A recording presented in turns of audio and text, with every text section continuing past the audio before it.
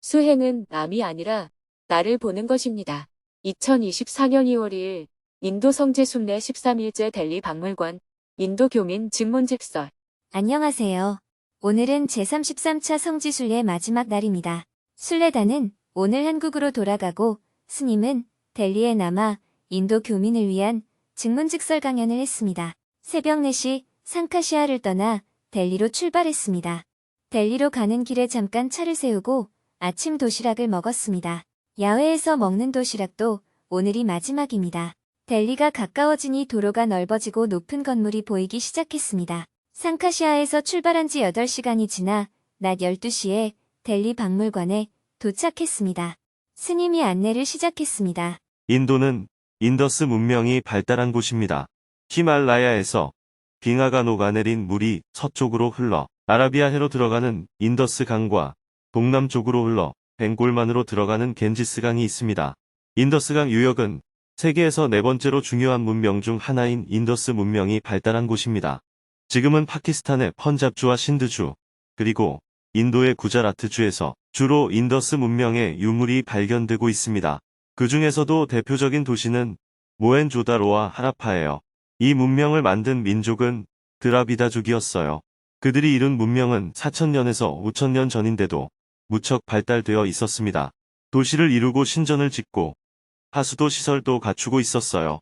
델리 박물관 1, 2실은 인더스 문명의 유적을 전시해 놓았습니다. 스님의 안내는 계속되었습니다. 기원전 1500년 경부터는 아리안족이 북쪽에서 내려와 드라비다족을 정복하고 겐지스강 유역 힌두스탄 평지에 아리안 문명을 형성했습니다. 아리안 문명은 베다 시대, 종교 시대, 우파니샤드 철학 시대를 거쳐 쇠퇴기로 이어졌습니다. 쇠퇴기에는 많은 사문과 신흥 사상가들이 출현한 시기였는데 붓다는 이 시기에 등장했습니다. 300여 개의 크고 작은 나라가 서로 경쟁하는 가운데 불멸 후 약 200년 무렵에 아쇼카 왕이 전 인도를 통일했습니다. 이는 마우리아 왕조로 알려져 있습니다. 이때는 불교에 대한 조각도 나왔는데 아직은 부처님을 사람 모양으로 묘사하지 못하고 보리수나 법륜 마크, 부처님 발바닥으로 상징했습니다. 박물관에는 부처님의 진신사리도 모셔져 있었습니다. 우리가 델리 박물관에서 가장 주요하게 볼 유물은 삐뿌라하와에서 출토된 진신사리입니다. 조용히 참배해 주시기 바랍니다. 세 차례에 나누어 박물관 안내를 마치고 스님은 곧바로 델리 한국문화원으로 이동했습니다. 한국문화원에 도착하니 원장님과 그 직원들이 스님을 환영해 주었습니다. 오후 4시부터는 한국문화원의 방송시설을 세팅한 후 금요증문즉설 생방송을 했습니다. 한국 시간으로 저녁 7시 30분이 되자 스님이 시청자들에게 인사말을 했습니다. 저는 지금 인도 델리에 있습니다. 부처님의 발자취를 따라서 인도 성지순례를 보름 동안 한 뒤 조금 전에 마쳤습니다. 그리고 델리 교민들을 위해서 증문즉설 강의를 해주려고 델리 한국문화원에 도착했고 강의하기 전에 여러분들과 증문즉설을 하게 됐습니다.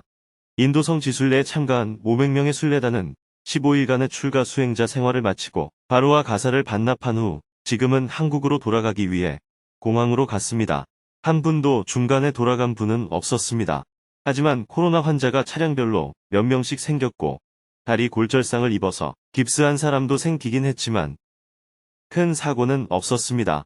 이어서 스님은 지난 보름간의 성지순례 모습이 담긴 사진을 한 장 한 장 보여주며 20분 동안 순례의 여정을 자세히 설명해 주었습니다. 설명을 마치고 사전에 질문을 신청한 4명과 대화를 나누었습니다.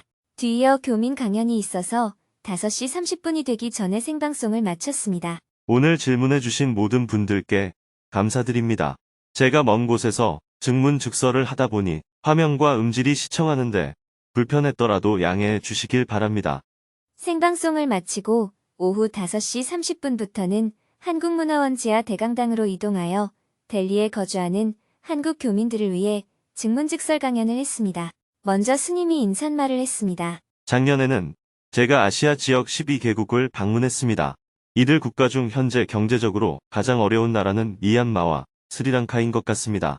미얀마는 군부 쿠데타와 내전이 일어나서 사회도 혼란스럽고 경제도 어렵고 스리랑카는 국가 부도가 나서 어려운 상황이었습니다.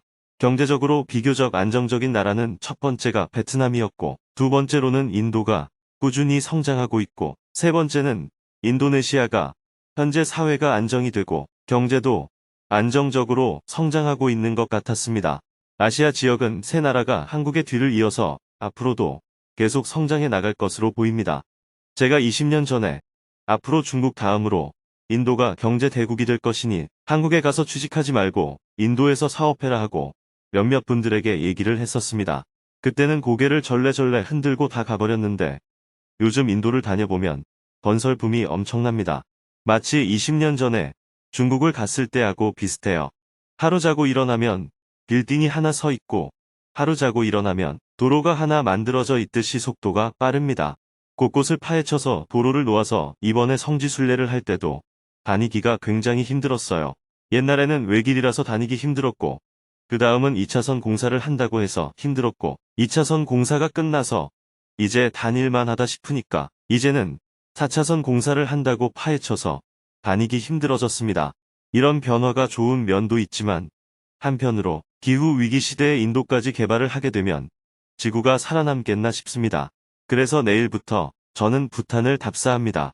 부탄을 가는 이유는 소비 수준을 줄여서 검소하게 살지만 행복하고 지속 가능한 삶의 모델을 만들기 위해서입니다. 그래서 작년에 부탄을 2번 방문하여 부탄 국왕을 만나 협의를 했습니다. 가난하더라도 국민들이 행복하게 살고 절대 빈곤은 퇴치하지만 무분별한 개발은 삼가는 지속 가능한 개발을 해보기 위해 부탄의 한 개 지역을 선정해서 한번 시도해 보려고 계속 논의하는 중입니다. 어느 지역을 선정할지 결정하기 위해 내일부터 일주일 동안 현장 답사를 할 예정입니다. 이어서 누구든지 손을 들고 궁금한 점을 스님에게 질문했습니다. 계속해서 질문이 이어졌는데요. 그 중에 한 명은 한국 불교가 어떻게 나아가야 하는지 그 방향을 질문했습니다. 한국 불교는 어떤 방향으로 나아가야 할까요? 저는 한국 불교에 대해 잘 모릅니다. 한국 불교의 현재 상황은 어떻고 스님께서 보시기에 지금의 한국 불교는 어떤 방향으로 나아가야 할까요? 한국 불교의 어떤 점이 문제라고 생각하세요? 제가 잘 몰라서 여쭙습니다. 한국 불교는 아무 문제가 없습니다. 종교로서의 역할로만 보면 한국 불교는 특별히 문제 삼을 게 없습니다. 종교라는 게 원래 복을 비는 사람이 있고 또 복을 빌어주는 사람이 있는 거잖아요. 100원어치의 일을 하고 100원어치의 대가를 받는 것은 정당한 대가입니다. 그러나 복을 빈다는 것은 100원어치의 일을 하고 1000원어치의 대가를 바라는 것을 말합니다. 어떤 사람이 세상을 살면서 남을 때리기도 하고 물건을 훔치기도 하고 성추행도 했다고 합시다. 그런 사람이 죽어서 극락이나 천당에 가고 싶다면 그걸 좋은 심보라고 말할 수 있을까요? 이렇게 타인을 해치는 나쁜 인생을 살았더라도 죽어서는 극락이나 천당에 갈 수 있게 해준다는 것이 지금까지의 종교가 해온 일입니다. 불교뿐만 아니라 힌두교도 그랬고 기독교도 그랬습니다. 종교라는 게 원래 그렇습니다. 100원을 보시하면 10,000원을 돌려받게 해주겠다고 하는 것인데 그게 사실이라면 솔직히 말해서 중간 수수료를 좀 내야 하잖아요. 도박장에서도 수수료를 내는데 복 빌어준 사람에게 수수료를 내는 건 당연한 일 아니겠어요? 그런데 그걸 복 빌어준 사람에게 전적으로 책임이 있다고 말할 수 있을까요? 복을 구하는 사람에게는 잘못이 없을까요? 복을 비는 사람에게는 책임을 묻지 않고 왜 빌어준 사람 탓만 합니까? 예전에 어떤 분이 제게 이런 질문을 하셨어요. 스님, 복전함에 돈을 넣으면 정말 복을 받습니까? 하고요. 이 말이 무슨 뜻이겠어요? 지금 복전함에 1,000원을 넣으면 2,000원치 복을 받을 수 있느냐는 얘기 아닙니까? 그래서 제가 정말 그렇다면 저부터 넣겠어요 하고 대답했습니다. 1,000원을 투자해서 2,000원이 되려면 은행 이자로 계산하면 최소 10년은 걸립니다. 그런데 복전함에 1,000원을 넣으면 금방 2,000원으로 돌려받을 수 있다고 하니 저부터 그걸 하지 왜 다른 사람에게 권하겠어요? 이런 허황한 얘기는 사람들이 너무 살기 답답하고 힘드니까 통할 수 있었던 겁니다. 이런 허황한 얘기가 좋으시다면 그렇게 하셔도 됩니다. 저는 그런 분들이 잘못됐다고 말하지 않습니다. 술에 취하고 도박을 일삼는 사람들도 있는데 복 좀 비는 사람들을 나쁘다고 말할 수는 없잖아요. 그건 세상의 여러 삶 중에 하나일 뿐이에요. 요즘에는 가상화폐에 투자하는 사람들도 있잖아요. 그게 법에 어긋나면 불법이 되고 법에 어긋나지 않으면 합법이 되는 겁니다. 솔직히 말해서 가상화폐야말로 정말 허황한 얘기라고 볼 수 있어요. 그런데도 사람들이 그 시스템을 믿고 돈을 계속 넣는다면 그것도 투자가 되는 겁니다.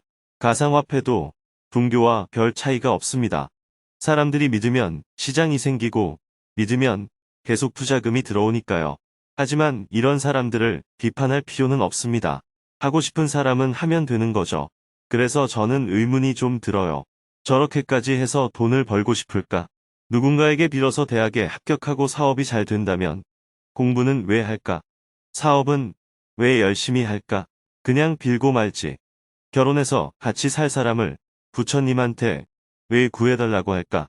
자기가 고르지. 자기 인생은 자기가 책임지고 살아야지. 왜 자꾸 그걸 다른 것들에 책임을 미루고 살까? 지구에 사는 사람이 80억 명 정도 됩니다. 이 중에 같은 해, 같은 달, 같은 날, 같은 시에 태어난 사람이 몇 명이나 될까요? 수백에서 수천 명은 되겠죠.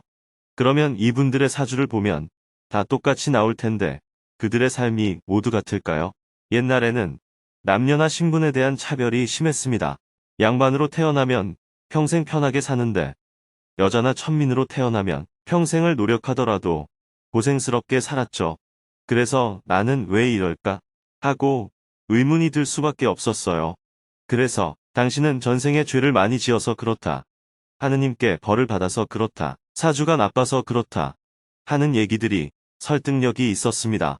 하지만 요즘에도 그렇게 생각하시는 분들을 보면 저는 어리석다고 생각합니다.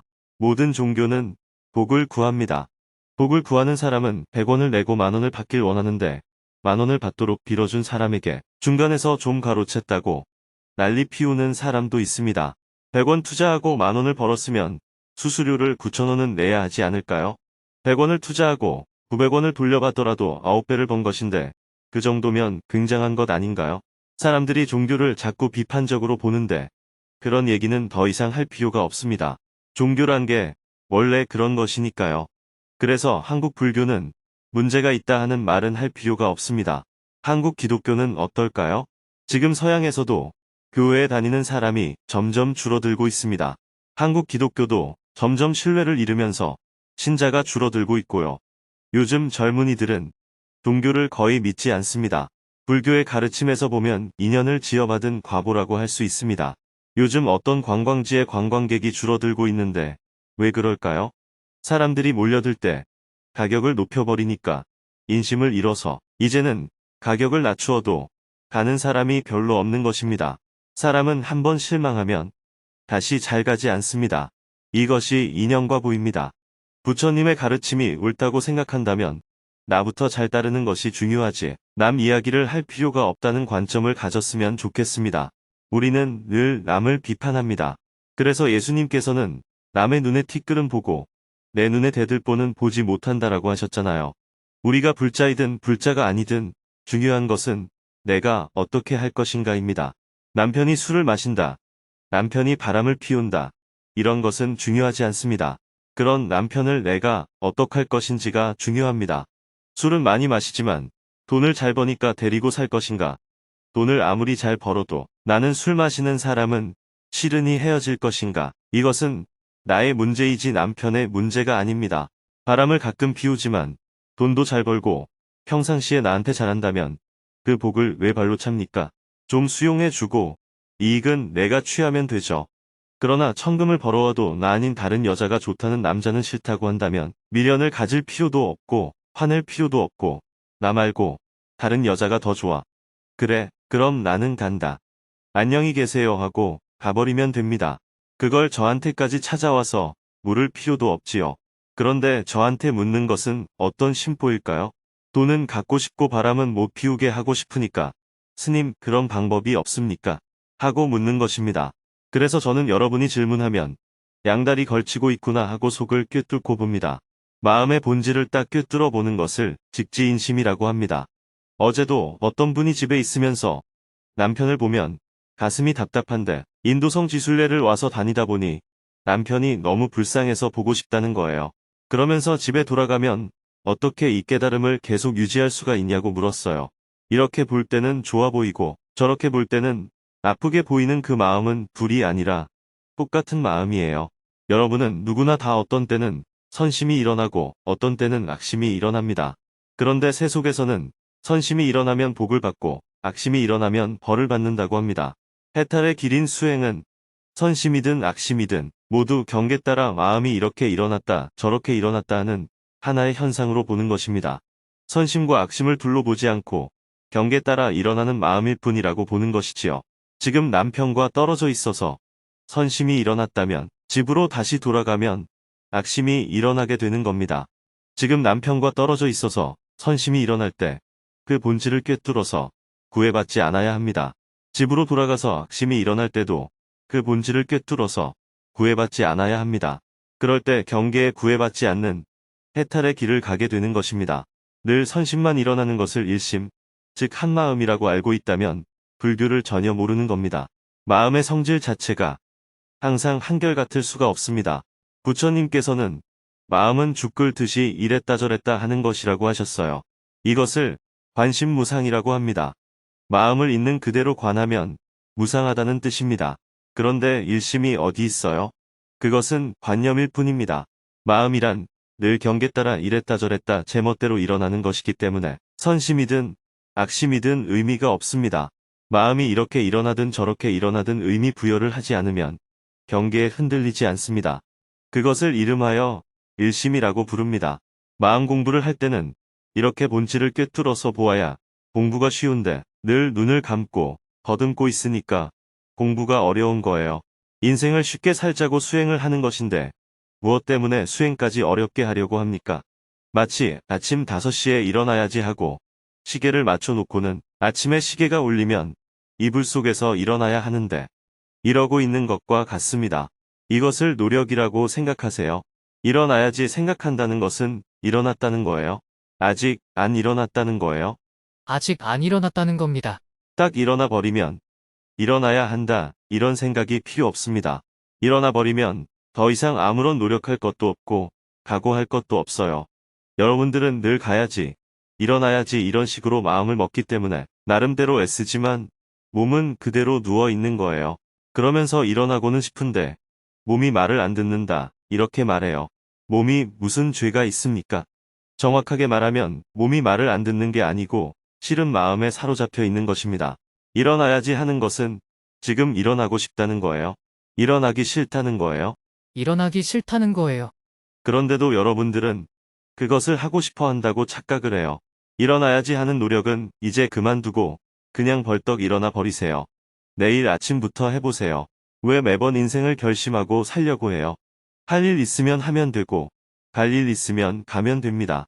일어나야지 하는 생각이 들 때마다 내가 지금 싫은 마음에 사로잡혀 있구나 하고 본질을 꿰뚫어 봐야 합니다. 본질을 꿰뚫어야 싫은 마음을 알아차리고 그것을 탁 놓아버릴 수 있습니다. 선에서는 이것을 방아착이라고 해요. 그런데 여러분들은 일어나야지 하고 생각하는 것을 지금 내가 노력하고 있으니까 좋은 것이라고 생각합니다. 그래서 매번 헤매게 되는 거예요.